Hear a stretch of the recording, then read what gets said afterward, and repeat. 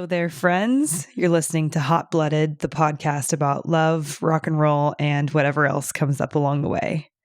I'm your host, Kat Jones, and I'm coming at you live from my bedroom in Brooklyn, New York, where it's currently pouring rain, sunny, and also 91 degrees outside all at once.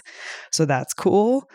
The world continues to be weird as hell as we creep into month 5 of lockdown. Jesus Christ. I've been back in New York for a couple of weeks since spending 2 months quarantining on the West Coast, and it's been great to see that the vibe has changed drastically here since springtime. I think the change in weather and the opening of outdoor dining and the severe drop in COVID cases combined has sort of made people feel at least a little bit better about the world despite everything else that's going on. So baby steps, just keep wearing your masks and we will be back on track. But anyway, today's guest is Evan Patterson of the Louisville, Kentucky bands Jaye Jayle and Young Widows. And if you've been listening to this podcast from the beginning, you know that he's also married to a former guest on the show, the amazing and wonderful and delightful and talented Emma Ruth Rundle.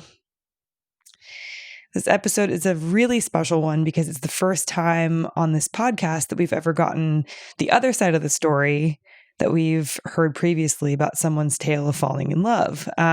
We had Matt Pike and Alyssa Mosseri Pike sitting together in the same room telling me their story, but we've never had two separate isolated episodes. And I'm thrilled that this is the first one because not only do I adore both people, but they're also just two of my favorite musicians. So if you're not familiar with Evan's work, he started out as the singer and guitarist of Young Widows, who were active between 2006 and 2014, I think. They had two main sides to them. They sort of vacillated between this super cacophonous post-hardcore noise rock sound and a calmer, more Southern Gothic rock side of things. And Jaye Jayle is his solo project that in many ways picked up where Young Widows left off, but leans really hard into the Americana side of things and took things even further into this very stark, intense, dark, and sultry sound, but still with the use of guitars and a full band. But this new record that's coming out next week, which is called Prisyn, has no guitars on it whatsoever. And Evan actually wrote the entire thing on his iPhone in the back of the van when he was on tour over the past year. So it's a really special record. And it was also produced by Ben Chisholm, who is Chelsea Wolfe's main collaborator. And the final product sounds like Nick Cave narrating the score for a vampire film or something. And that's perfect because the album cover is laid out in a way that the word prison appears as vampire teeth over Evan's face. So it's the whole experience is like very evocative of this dark world, and it's very cool. And yeah, it's just a really great record. Be sure to check it out when it comes out next week. And if you've been listening to or reading my work for a long time, you know that I love when bands take a darker, more vampiric turn in their sound. I've been a huge fan of quote unquote goth music since I was a kid, and I have a giant cathedral tattooed on my arm, so it isn't a stretch to see why I love this new Jaye Jayle record. But one of the reasons that I identify with sort of like the gothier side of things is that, as I've mentioned before on this podcast, I honestly believe that goths or people who just like see the darkness in the world understand love and romance better than anyone. Because at the end of the day, like what's more daunting and all-consuming than love? And what's more beautifully dark than wanting someone to be yours for the rest of your life? So when someone's music turns dark, that's generally when I want to hear them talk about love most. So if you haven't listened to the Emma episode, you should do yourself a favor and pause this one right here and go listen to it, because this is in many ways the sequel to that one. But if not, I hope you listen to it next. But more than anything, make sure you treat yourself to a journey into both of their discographies, because they're incredible musicians who do very different things, but in the same vein. And I know that you'll love it just as much as I do.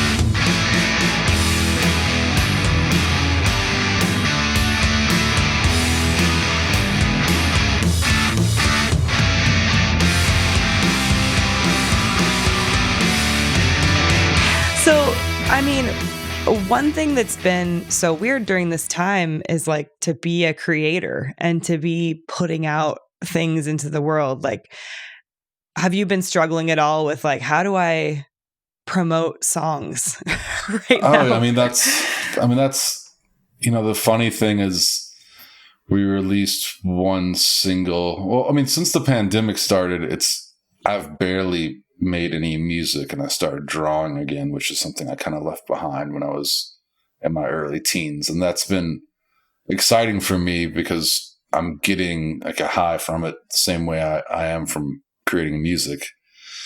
But the other side of it is it's when I go to play the guitar, I'm not having the same feeling that I do when I can go rehearse with a full group and I can work on music. And so fortunately, I did have this record that I made on my phone while on tour, and it was kind of made in a way that as if you could be in quarantine, you could make a record just like this. And being on tour is almost like being in quarantine. You're in the van so much, you're traveling so much. Right. So that's kind of what the name of the record was, like Prisyn, because it was like a synthetic prison to me of just being stuck in the van traveling for 3 months straight. And, venues start to feel the same, cities start to feel the same. You don't know where you are. You don't know who you are. You don't know how you feel. You're just a machine at that point. That's really interesting. Yeah. I mean, I wanted to take a break this year because I played, I think 210 shows last year. So I wanted to take a break because I was feeling the burnout. I was feeling like I need to make more art. I need to like put my feet on the ground, So, I've been home and I've honestly been enjoying it, with the exception of my cousin dying from heroin overdose and, the other aspects of the pandemic. And now with the protesting is also just makes the tension of everything so intense. And the first single I released for the record was Gun Time, which is, everyone kind of feels sensitive about that. But I keep on thinking like, this is a perfect song for now. It's kind of about police being, morons and gun control and being threatened, with violence. It's like it's a perfect song for the times. So the story behind that song is you were in Paris and then you looked out the window of a car and somebody was pointing a machine gun at you. Is that right? Yeah. I was talking. I was sitting up front and our driver was driving and we're just talking, stuck in traffic, just, not moving really. And this car is inching up on us. And I'm talking to him, looking at him, and I see this machine gun coming out of the window, and they slow down and kind of veer in front of us a little and are just pointing this machine gun at us. And the guy has his face covered, so I'm like ducked down and I'm telling him, I'm just like, just stop the van and duck down or something. And, and we're just confused about it. And he was French. So our driver was French. So he was like, let's pull off and take a break for a second. Like the guy drove away. It was probably a 30-second to 1 minute long interaction, but probably felt like a lot longer than that. Yeah. It felt like, okay, this is when I die. This is what's going to happen, Right. And, we pulled off and he's like, I'm just going to call the cops and just see what they say. And he was just like, they didn't care. They're like, yeah, this happens all the time. They're just some kids having a fun time, So we were just laughing about that. Like, okay, I guess that's a way to look at it. You know, like you're not wrong, but also what the fuck? Exactly. It's like, isn't there a way to investigate even someone on the highway? Like there are probably cameras, or there are probably other people that saw that. I don't know. Right, or like a license plate or something. Yeah, something to do is just like, oh yeah, we don't care. It's like that happens all the time. So, I mean, it's yeah. Which, you know, all in all, it was fine. It did freak me out there's a few days where I was like just kind of jarred from that experience because I just started a tour and I was 2 weeks into getting ready to be out for another 10 weeks, you know, so, and I already have insane anxiety in vehicles. So it's like adding on. Oh my God. To that, I'm just that's like the last thing you possibly need at that point. Exactly. Oh my God. Well, when I interviewed Emma, she told me about, you know, there were times when she would be like, where's Evan right now? And then it turns out you were like lying down in the backseat, like writing this record on your phone, which is like so crazy. It's the first time you've ever put out a record with no guitars on it. What was sort of your inspiration there? I don't know. It was just a thing of Ben and Chelsea Wolfe, like they were doing a song for Ashley Rose. She had a fashion presentation and it was all Chelsea themed music. Ashley suggested that I make a song as well and collaborate with them. And I made this song and Ben was just like, this is great. We should make a whole record like this. And that was just kind of how it took off. And I really was unsure about what I was doing. I'd never really made completely digital synthetic music without a band. You know, I would just kind of would for hours and hours and hours just go through different sounds and try to find different ways to make something that I liked. And, you know, I honestly didn't know what I was doing at all. And I haven't made music like this since finishing that record because it was not very enjoyable, really. You know, it was something to take my mind. It was something to take my mind off of touring and being in the van and, you know, and just being cramped and uncomfortable. And, you know, it made the tour more enjoyable because it would, you know, make time travel. Like it would just be, you know, like, okay, we have a 12-hour drive, and I would just go in the back and put the headphones in and make a song for 12 hours, and then we'd be there. And it was like that part of it was exciting, and I've never been able to read in the van because of the motion of the vehicle, and this was for some reason easier, you know, like playing piano on my phone or playing strings on my phone. It's really funny. Like every time I would do it, I kind of would laugh when I finished a song. Like, I can't believe I just made this song on my phone, you know? Like, how fucking crazy is that? Yeah, exactly. And, you know, and I'm sure this is what a lot of other people not in our music world are probably doing, you know, just strictly making music on their phones. And, you know, of course, people are making music on their computers. And even when it comes down to like people making movies on iPhones and that kind of thing, it's, you know, it was an interesting experience. I mean, I would probably do it again, but I feel like I would have to be in even more of an isolated, stuck in one position environment, you know? Mm-hmm. Well, I hope you make another record like that, because I mean, I'm a total goth kid, and I think this is probably my favorite thing that you've ever done. Well, thank you. Thank you so much. Like, I mean, you've always had sort of like a daunting aspect to your music throughout all your projects in various different ways. And I feel like this one was like that, like to a T, just like culminating in this really intense record. And I had this thought, you know, it's like, there's so many people that put out guitar music forever or have a certain aesthetic, and then all of a sudden they come out with a goth record. Like they like you discover that they've kind of been a secret goth this whole time. Like when Mark Lanigan did Gargoyle, or when like Queens of the Stone Age did like Clockwork, or I don't know. I can't really think of more examples right now, but I felt like this was like your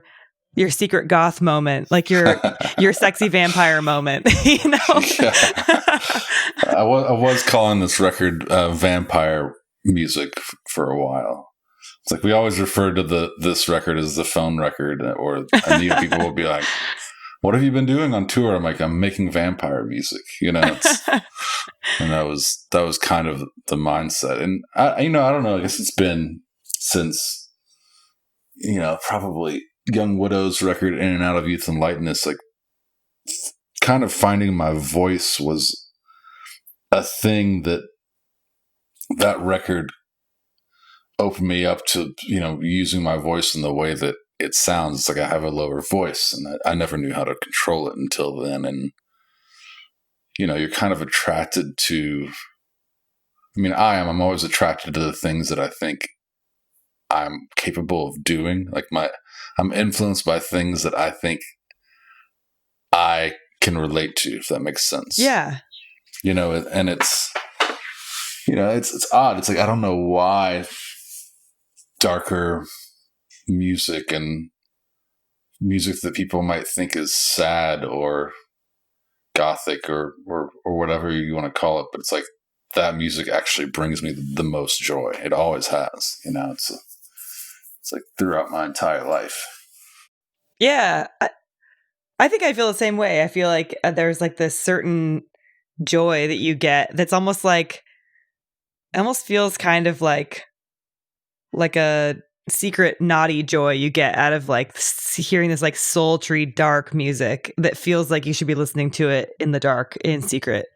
Actually, absolutely. It's like, I remember when I was a kid, it's like watching Fantasia, and it was like Night on Bald Mountain. I was obsessed with that part. And I would just, watch it, and I'd rewind it and watch it again. And, just like, this evil darkness I relate to it, and I'm 5 years old. It's not, and it brings me happiness for some reason. It's hard to explain to people that don't feel that way. It's like, a lot of friends, I actually had this conversation with a couple of friends about Fantasia in particular. And I would ask them, "What's your favorite part of Fantasia?" And I was like, I was obsessed with Night on Bald Mountain, Totally. Well, Evan, you might be a goth. That's just the way it is. I might be. So, to move on to talking about Emma, it's so funny. Like, I think this is the first time I've ever interviewed the partner or spouse of a person that I've already interviewed. I was thinking if this was going to be the first occasion of interviewing the partners separately. Yeah. Like, it's definitely the first one of this podcast, but I was trying to think if I've ever, like, in my 11 years of doing interviews with bands, if I've ever interviewed both partners. And I'm sure I have, but I can't think of any. So this is like really funny to me. I feel like I'm like tattling on Emma, like we had our own conversation, and now I'm talking to you. But I love talking to her because your love story is so like cute and interesting and funny and beautiful. And I still haven't listened to her interview with you. So. I remember you said that you might not want to, and I totally understand because that's like weird as hell. And maybe she won't want to listen to this either. But I guess it was funny. I was trying to think, like, how do I even start phrasing questions? Because I don't want all of them to be like, well, Emma said this, so what do you say about that? So why don't you just start off by telling me how did you meet Emma? How did she come into your life? I believe it was 2008. or 2007. But Young Widows was on tour with Russian Circles, and I remember we played, it was Denton, Texas, and Red Sparrows joined up. And Emma was there, and that was my first meeting of Emma. And that night we kind of talked a little bit. And the next night I remember kind of started to talk a little bit more. And I believe we were in Texas for most of it. Actually, all of that was when we were in Texas. But I remember gambling, like getting her to gamble because I had dice, and I was really like hot and heavy into playing threes. So I was getting everyone to gamble with me, and and then the next night, there's such funny stories. Like the next night, I remember having a fuck ton of drink tickets, and I was like, I've got like 30 drink tickets. Let's get drunk. We're both done playing and hang out. And just really connected with her on those shows. And I remember Albuquerque. We played Albuquerque, and after the Red Sparrows set, I just remember Emma coming up and being like, "So what is your story?" and I was just like, well, I mean, where do you want me to start? There's a lot, how far you want me to go back? And, that's a huge question to ask somebody. And then we're just kind of talking, getting to know each other. And then the Young Widows van breaks down on the way to our San Diego show. So we missed that San Diego show. And I think we both were just like, oh no, this was the last show with Red Sparrows and Young Widows and Russian Circles, and Young Widows would continue on the tour. And we missed that show and played LA the next day. And, I got to hang out with Emma again. And it was a really fucked up night where I was like aggressively drinking, which was never a bad idea or never a good idea. Freudian slip. And I was just like, I'm just going to drink a pint of bourbon because I don't want to deal with trying to find a van.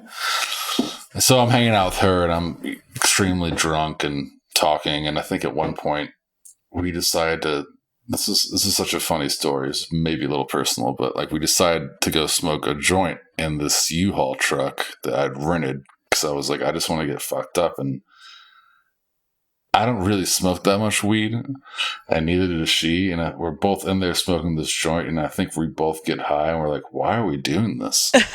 And we get out of the U-Haul and go our separate ways. And that was the last time I saw Emma until she got in the Jaye Jayle van while we were on tour with Oathbreaker 3 years ago.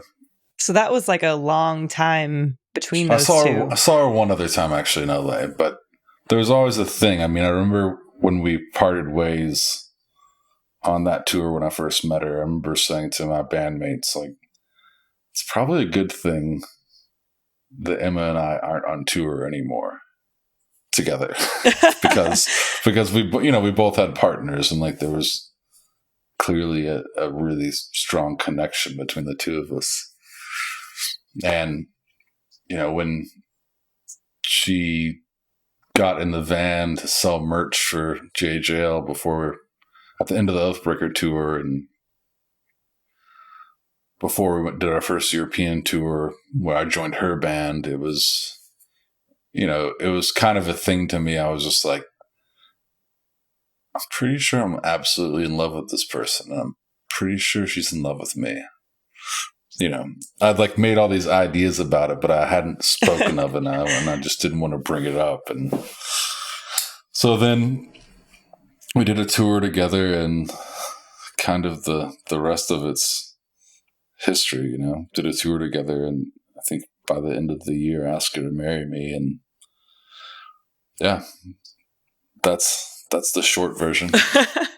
So what was really interesting to me to learn was that, so when I first heard your Split record a long time ago, I thought that those songs were about each other, because it was very shortly after that came out that I knew that you guys were dating. So I just assumed, oh, this must be, a record about their love. And Emma told me that they were just B-sides, that it just was a total coincidence that you guys ended up falling in love after that. Yeah. I mean, that was such an interesting record because she had this concept to make the record with that photo that she had taken, and I made one to complement her photo to have this concept. And, we were joking around about like the digital version looked like a RSVP for a wedding. It looked like a wedding invitation or something. And I remember joking around with it then. I was like, we should make fake wedding invites. And she's like, that'd be hilarious. We should do that. But at the time it's, I wasn't thinking, neither of us were thinking that we would end up being together at that point in any way. And I mean, I remember when the split LP happened, I was talking to Kathy from Sargent House, and she said, you should do a split record with Emma. And I said, why would Emma want to do a split record with me? Like, she's down. She'll do it. And then I talked to her, and I'm like, why do you want to do this again? And she's like, because I like your music. And I'm like, okay. That seems like a solid reason. Yeah, I was like, all right, that's great. And and the record looks like a very romantic record. It's very clear to me that, like, even looking back on it, you're like, okay, clearly we have this connection, trusting each other and loving each other even at that point. And you have lyrics like, about time you came to me and stuff like that, which is just so prophetic. Like, here's this time, like, again, the time between you that is, between 2008 and then whenever that was a few years ago. That's already, it could be about that. And then, about time you came back into my life. I don't know. It's just so interesting. I love that art can be so prophetic like that. It's true. I even thought with the title, because we were going through different titles for the split, because it's, it's kind of fun to like bounce ideas off each other. And her idea was like, let's call it The Time Between Us. And I'm like, I was like, that's so romantic, Mm-hmm. like I'm like, clearly like it insinuates the time between like Emma and I meeting each other in this time now, Mm-hmm. and that it was such a romantic thing to even suggest and say. It was impossible not to just have a crush on her right away again. Yeah, that's very bold. Yeah. So the song The River Spree, was that from, I'm just trying to get an idea of the timeline here. Was that that was the first tour that we did with Emma. That was kind of right when Emma and I were figuring out how we wanted to be together. And we played Berlin, and I was, we were all drinking like very, very heavily at that point in time. And Slim from True Widow was at the Berlin show, and I've been friends with him for a long time. Before I even heard of True Widow, he was sitting at a bar in Dallas, and he's like, hey man, I'm in a band with the last word as Widow as well. I just came to see you all play. And, so I've kind of been buddies with him since then. It's probably been 12 years. So he was there, and everybody's kind of getting fucked up, and somebody walks over and asks if we want acid, and I'm like, sure, I'll do some acid. That sounds fun. But what I wasn't really thinking about is that I didn't have my glasses, and and everyone left, and I and then my phone died, and I didn't know where the hotel was.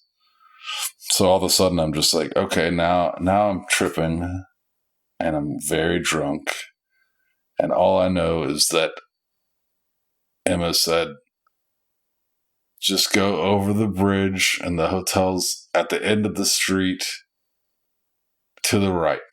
And it was just one of those things of, it's like, I don't even, like, in my mind at the time, I was like, I don't know what that means. I didn't even know there was really, I didn't even know we were next to a bridge at that point in time. It was like this day and age, when you're looking, you're not really paying attention to where you are because you always have a map on you. Right. So then all of a sudden, dude, I'm just like, okay, I'm stranded and I have to figure out how to get there. So it's such an odd story of wandering around over the River Spree to get to this hotel that I accidentally landed in. I literally thought I was just going into a bar, and I charged my phone. and once my phone, I was just talking with the guy, and once my phone became charged, I said, I opened up and I was like, where is this hotel? And the bartender says, you were in this hotel. Oh my God. And it was very odd at that point.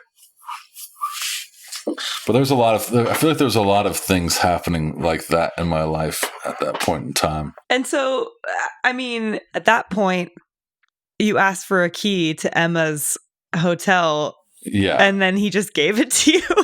Yeah, that's the other strange part is I showed him because Emma sent me a photo of the key to the hotel room, and I just showed it to the bartender, and I said, can you give me the key to this room? And he's just like, yeah, sure.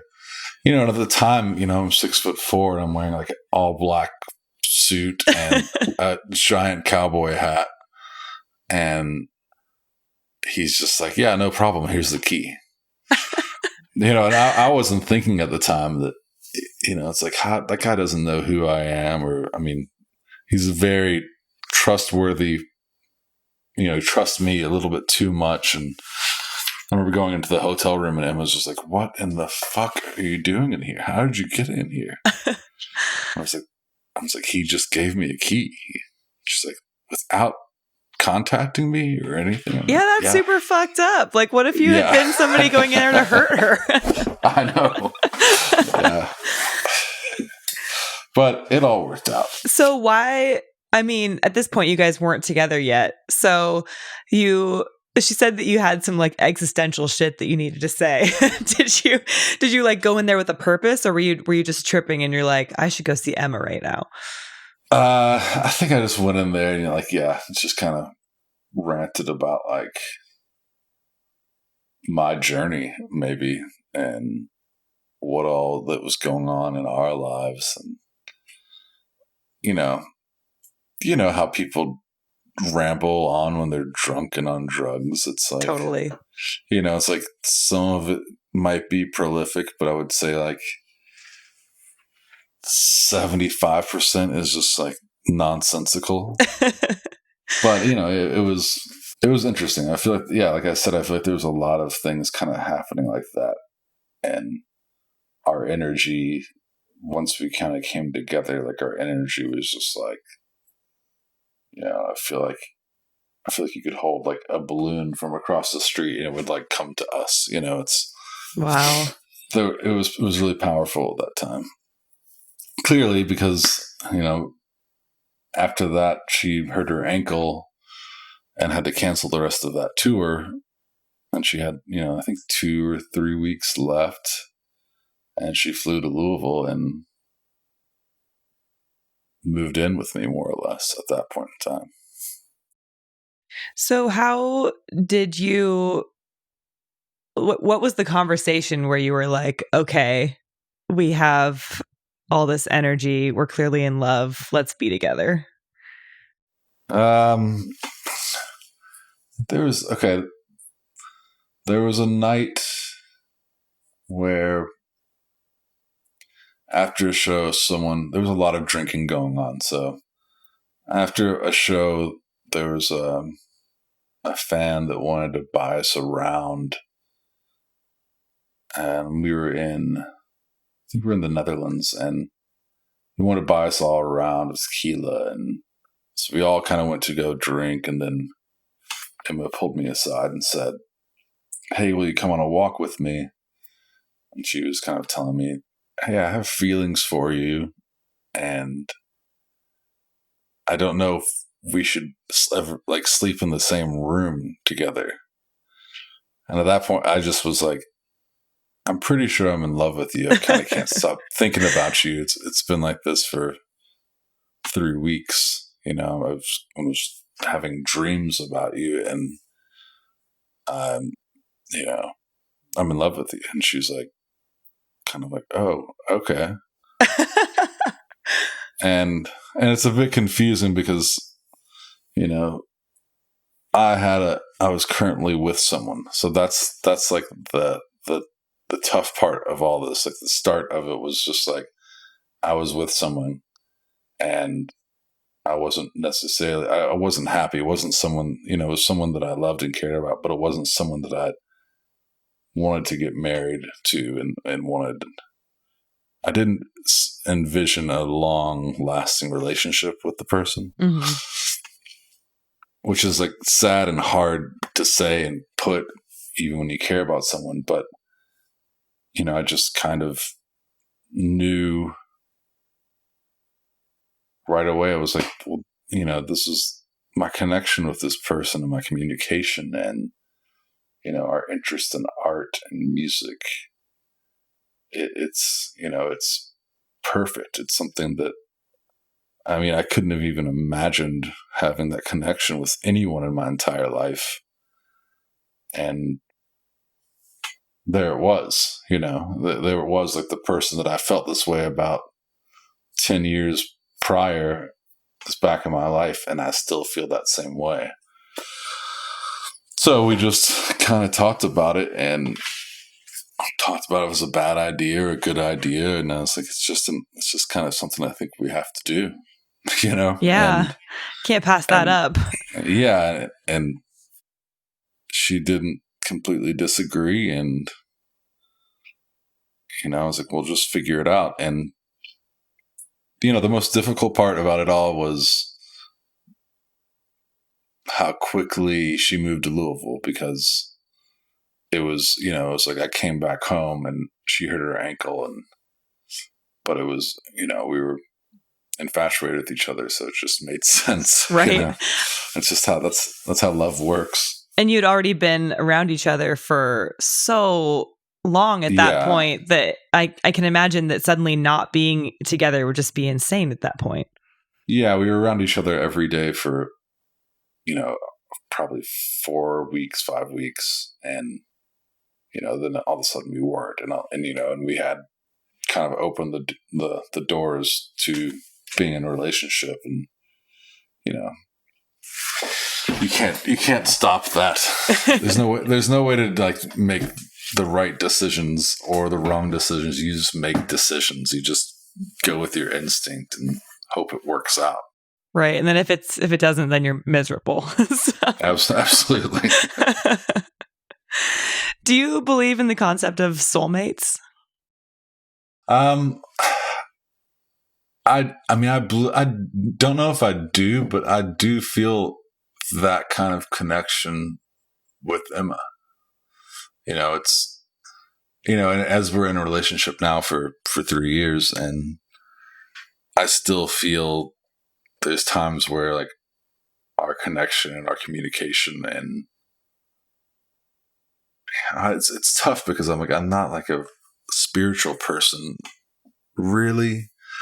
It's like I believe in a spiritual connection that is, you know, I guess let's just say I do believe in soulmates. That sounds easier. Just your particular definition of that. Yeah, I mean, what you just described to me, I think that's the most pure form of that I've ever heard of somebody describing their connection with another person. So it's incredible. Yeah, I mean, it's so wild to me even still to think about the fact that, you know, I had this connection with her 10 years ago and would think about her and always had fond memories.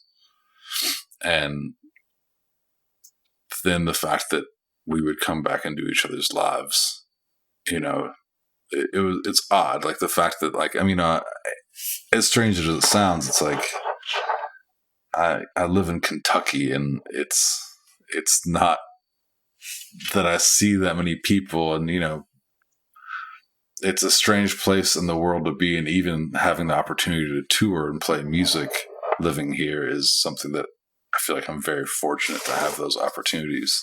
Mm-hmm. So then to like, reconvene with my dream person was very exciting. That's so adorable. I can't stand it. So how did you propose to her? Yeah, it's pretty nerdy, but it was a funny day. Like we went to Mammoth Cave in Kentucky, like, some of the biggest cave systems in the country, and we went there, and there was like screaming kids as we were doing these cave tours, and it was like, moderately disappointing. And then afterwards we were driving through E-Town where I was raised, and I was like, hey, let's go to this Cracker Barrel. We always go there. And when I was a kid, that was like a thing. Like, I was raised in a Methodist church, and after Sunday school service, we'd always go to this one Cracker Barrel. So I was like, we're driving by, let's go there. It's a good memory. And then we came home, and I don't know what we were doing, just kind of hanging about where we were living, and I was smoking a cigarette and trying to figure out how I wanted to ask her to marry me before we started on this really long tour. And I just created this idea of like, I'm going to go out there and tell her that I see like an animal flailing around, and we should go, it might be injured, and we should go check it out. So I made the story that there was an animal across the street at this corner, and I just told her like, hey, at this time in our lives, and us meeting here is like, this is kind of our crossroads, and this place we're living in right now, like I think it'll be nice to have this memory to, it'll be nice to have this memory to look back on and say, this is where I ask you to marry me. So, I got down on one knee and had some custom rings made and did all that. And it was beautiful. It was great. Did she have any idea that that's what you were doing? Or was she just like, where's the animal? What the hell are you talking about? She was like, where is the animal? What are you doing? She's like, because even that, when I got down on a knee and asked her, she was like, thought I was looking for the animal. So it was great. And she was like, oh, she said yes, of course. So did she cry? I don't think we cried. I think we just like were super happy. It was just like such a joyful moment that was, I think at that point in our relationship, everything just still felt like complete and total ecstasy.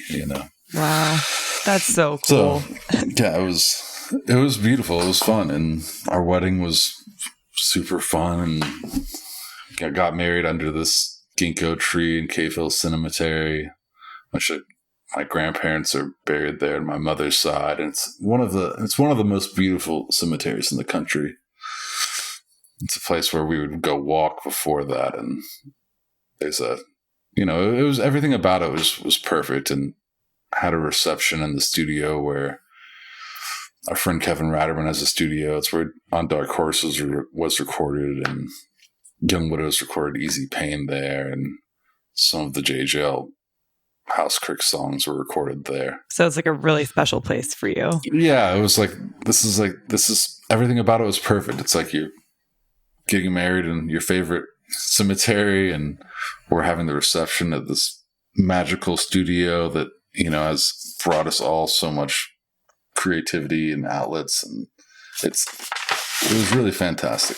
Well, we talked earlier about how you might be a goth, and now you're telling me that you got married in a cemetery, so I think it confirms it. I also go on a walk in a cemetery every morning, so. Well, there you go. Yeah. Yeah. I think I would too if I had a cemetery nearby at my disposal. I guess I'm a goth. I'm also wearing all black at this moment, so good, as you should. Got me pegged. So, one thing that Emma talked about was that, you know, she feels really impressed and confounded. I think she might have used the word jealous about how you just create all day long. Like you get up early and you create, you write music, you draw. I know. I find it so funny that she gets jealous. I mean, you know, she used the word jealous lightly. I don't think it was like an actual, like, there was no animosity in this jealousy. It was just like that motherfucker creates all day. Is there anything like that makes you feel that way about Emma? Like, is there something about her personality or her mannerisms that you're like, how does she do that? I mean, absolutely. I mean, how intimate and passionate her songs are. I mean, it's like I hadn't seen her perform until Roadburn 2016, whenever, you know, she played solo, and I'd never seen her play solo. I just saw her in Red Sparrows, and I mean, seeing that show, I mean, I was in tears watching her play, just like, you know, I just had no idea. And it's hard to get that from a record. Totally. And, you know, she doesn't feel like a prolific artist, but she's doing the same thing. It's like she's working on like a Thou record, and then she's like writing her own songs, and she's working on an electronic project. You know, when she first moved to Louisville, she did all those incredible paintings that she has sold 4 of them recently. And, you know, she did that Valentine's Day series where she that's right, made you know, it was like 200 hearts. And I mean, that, you know, one of those things that like she's so inspiring. It's like being around her when she's like creative, like it makes me want to create more. And, you know, I wouldn't say I feel jealous about anything. It's like maybe her voice. I don't understand like how she opens her mouth and sings through a whole scale in, you know, half of a second. You know, there's certain things that I'm like, oh, I wish I had any idea how to control my voice in that way. And, you know, and it's just really, it's just such an incredible feeling to have such influence and such a creative partner that is always trying to create more. You know, it's never, she's not truly happy unless she's being creative. And I'm the same way. It's like I can't just have months and months and months where I'm not making art or planning my next, you know, creative outlet, or, you know, it's just, you know, there's no way to really describe it. It just feels so right. And, you know, the stresses of like music career things are like a different side of it that we're still figuring out, because, you know, I'm mostly just someone who wants to create, and I have no idea how to direct my career or make money. Like, I'm not good at those things. That's why you guys have Kathy. Yeah.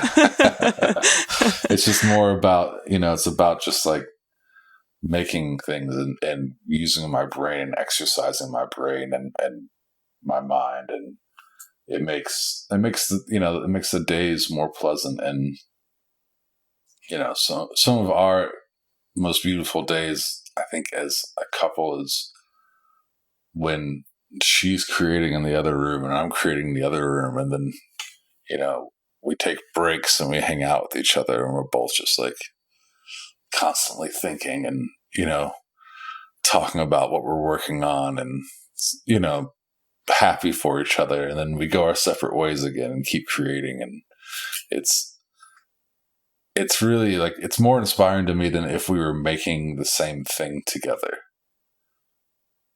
because we can celebrate what each other are doing separately. That's so cool. And you can also empathize with like writer's block or the creative struggles that go with it. Oh, absolutely.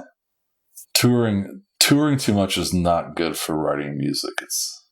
Except for when I guess you can do it on your phone. Right. You seem to have figured out. I have figured that out. Yeah. Well, when I spoke with Emma, it was like right after she had come back from tour. And of course, that tour was so crazy because the whole coronavirus thing hit like while she was out. And she had to get home. And I think wasn't she in like Mexico at the time, so she had to like cross the border too. And it was stressful. It was like, no one knew what to think about it at that point in time. Right. And none of us knew how long this thing was going to last or how long we were going to be away from live music. And so a lot of what we talked about was like tour dynamics and how you guys have figured out how to communicate when you're on tour together and spending too much time together in stressful situations, or how you communicate when one person is in a totally different time zone across the world and the other one's home. But now I'm curious about, since it's been like 3 months, or I guess like 2 months since I talked to Emma, what's it been like staying in one place together for like the first time in your entire relationship?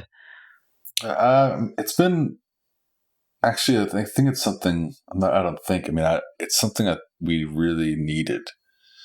I think there's a lot of like transparency that has happened between us since the lockdown, because we're around each other and we're just like, okay, we have to communicate. Like, we have to be crystal clear about everything, because if we aren't, there's just no way that we'll understand each other. And our connection, since it's difficult being on tour, it's like, it's stressful, and it's not really, that first tour we did was kind of romantic, but it is not romantic touring together. It's stress and it's hard work, and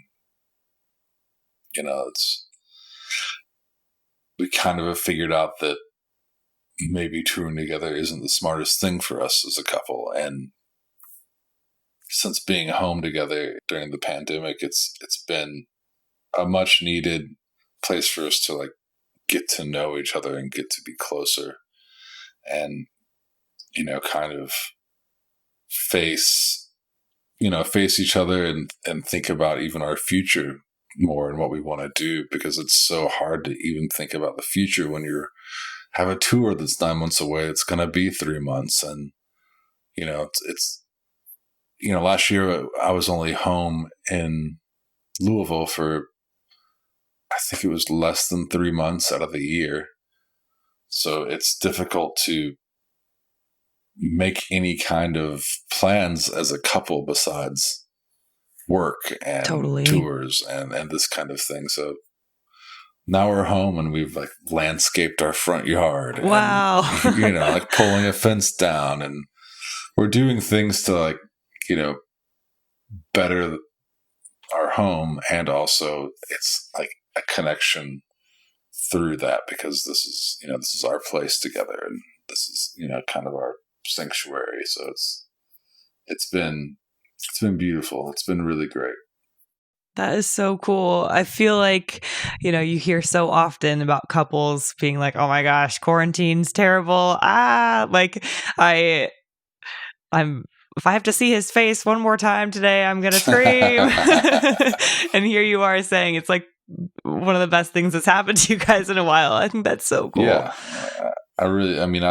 It's been tough because, any plans I have had, I was working on getting some tours together and plans for the record to come out. And, she had lots of tours canceled, and getting Roadbird canceled was heartbreaking. And so it's hard to think about and just say, she doesn't have work for the entire year. I don't have work for the entire year. And I run a small screen printing shop from my garage when I'm home between tours. I've done that for 20 years. I've screen printed. So it's like something that works out very well for me and keeps me busy. Mm-hmm. But since the pandemic, it's just completely stopped. Nothing. No one's ordering, shirts for their businesses. And I was mostly printing for bands and that kind of thing. So, like to prep them for their tours that are no longer happening. Yeah, exactly. So it's one of those things of like, there have been things that have been difficult, and since the protesting, it got a little more difficult and stressful. But I mean, all in all, I believe this time has been like some of my favorite times as a couple in probably the past year, 2 years. It's been great to be together, and we have a dog now, so that's a huge life upgrade. Her name's Sandy, right? Sandy the dog. Oh yes. My gosh, I love it when you guys post pictures of her. She's so cute. Yeah, she's incredibly sweet. There was a picture that Emma posted the other day where she was in bed and Sandy had her head on her neck. It was so cute. That's what she does. I mean, she kind of lives to cuddle and be close to us. She gets a little stressed out. She can't be near us. Oh. Which is great, which is fine because she's only 12 pounds. So it's like, of course she can be near us. And when you guys do eventually get back out on the road, who will take care of her? Well, I mean, hopefully we'll plan it to where we're, touring at different times, and she's so easy to take care of that many people have offered to watch her while we're gone. They're like, please let me take care of your adorable dog. Exactly. Actually, Jaye Jayle did a session with Earthquaker Devices, and I actually brought her with me. Oh. I'd only had it for 3 weeks, and I was like, oh shit, I have to go do this session. And so I took her to Akron, Ohio with me, and it was kind of awesome. Everyone was really into it. By the end of the night, they're like, this is so cool that we have a dog with us. We should do this more often. And I'm like, I don't know when this would work out this well, but it was great. It was nice. Yeah, dogs really lower everybody's blood pressure in stressful situations. Absolutely, yeah. And I had a dog for 17 years, so getting her, it's been 4 years since I had that dog, and I kind of was missing that part of my brain that needs to take care of something. Yeah. It's like Sandy depends on me to live, I kind of needed that again. It feels great. Yeah, having a pet kind of regulates your life. Like, you have to get out of bed, you have to feed them, you have to take them on walks. Exactly. It's like if I was left to my own devices, I would just I don't know, just probably be I was more of a mess mentally before getting her, and now that I have her, it's much more calm and controlled. It's wild, the difference. That's so cool. I love the effect that dogs can have on your entire being. Absolutely. Everyone should have a pet.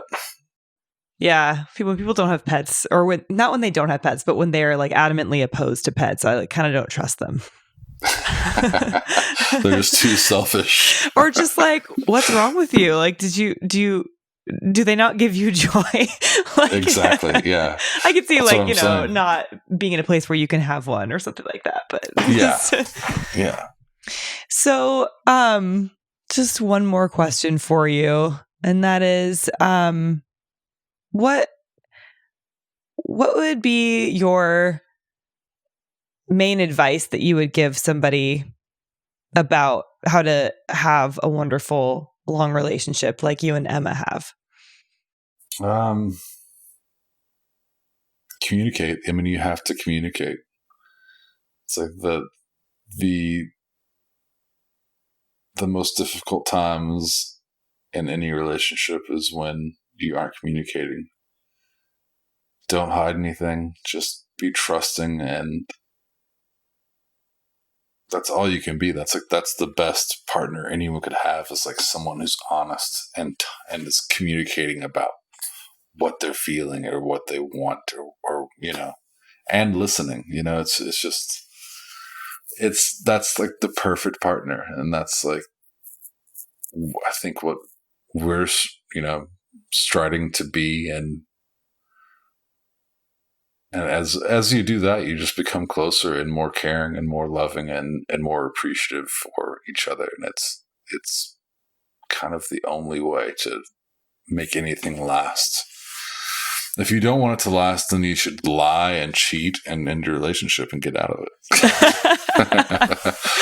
But if you want it to last, if you want it to last, just be trusting and be transparent. It's the healthiest way to live. I love that. Well, thank you so much for sharing all that with me. It was adorable. And, thanks, Kat. It's so cool because you guys are both such incredible artists on your own, and the stuff that you create together is beautiful and amazing. And, to know that comes from such a beautiful love story is really amazing. Well, thank you so much. It means a lot.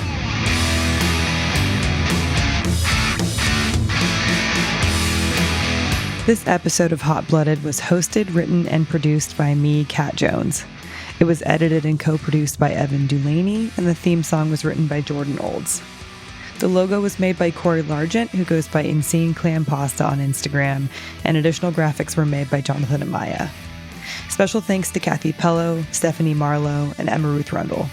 Thank you so much to everyone who subscribed on Patreon, but especially those who subscribed to the Lover tier: Janet Talenko-Davis, Mark Bassett, Rob Menzer, Ryan Carty, Ronnie Rodriguez, Benny Bobo, and band Drug Salad. If you love this podcast and want me to keep making them, I would love it if you subscribed on Patreon. You can find it at patreon.com/hotbloodedpodcast. And there you can find bonus audio that gets edited out of the show. Plus, I make podcasts for subscribers and lots of other fun things. And it's just a wonderful community. If you ever want to shoot us a tip but don't want to subscribe, you can also Cash App us at hotbloodedpodcast. To learn more about the show, head to hotbloodedpodcast.com. And if you have any comments, concerns, or love letters, you can send them to me at hotbloodedpodcast@gmail.com. See you soon, but in the meantime, wear a mask and wash your hands.